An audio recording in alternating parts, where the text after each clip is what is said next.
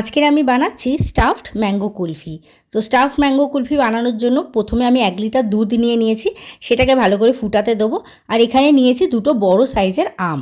তো আমের মাথাটা প্রথমে কেটে দিতে হবে, আর আমের মাথাটা কেটে কিন্তু ফেললে চলবে না, এই আমের মাথাটা পরে আমাদের দরকার লাগবে।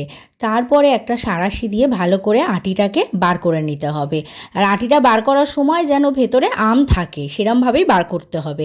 তারপরে একটা ক্রাশারের মধ্যে নিয়ে আমি ভালো করে কিছু কাজু বাদাম ক্রাশ করে নিলাম। এখানে পেস্তাও দেওয়া যায়, তো আমার বাড়িতে পেস্তাটা অ্যাভেলেবেল ছিল না, তাই জন্য আমি খালি এখানে কাজু দিয়েছি। তারপরে দুধের মধ্যে চিনি দিলাম পরিমাণ মতন, আর দিয়ে দিলাম বাদামটা। বেশ কিছুক্ষণ ধরে একসাথে 3টেকেই ফুটাতে হবে। তারপরে আমি এখানে হাফ চামচ মতন দিয়ে দিচ্ছি এলাচ গুঁড়ো পাউডার।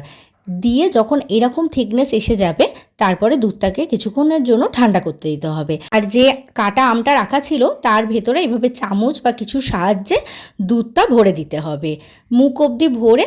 আর ওই যে খোলাটা, যেটা মাথাটা কেটেছিলাম, সেটাকে দিয়ে চাপা দিয়ে দিতে হবে। দিয়ে 1 দিনের জন্য ফ্রিজ করে দিতে পারবে। মিনিমাম 5 থেকে 6 ঘন্টা করতে হবে। আমি এখানে সারা রাতের জন্য ফ্রিজে দিয়েছিলাম। তারপরের দিন আমি যখন কাটবো তখন কাটতে খুব সুবিধা হয়, আমের খোলাটা খুব তাড়াতাড়ি ছেড়েও যায়। এইভাবে ছাড়িয়ে নিয়ে তারপরে যেরকমভাবে খুশি কেটে নিলে তৈরি হয়ে যাবে স্টাফড ম্যাঙ্গো কুলফি। দেখতে কিন্তু খুবই সুন্দর আর খেতেও খুব টেস্টি হয়। বাড়িতে অবশ্যই ট্রাই করো, আর ভিডিওটা ভালো লাগলে একটা লাইক করে দিও। টাটা।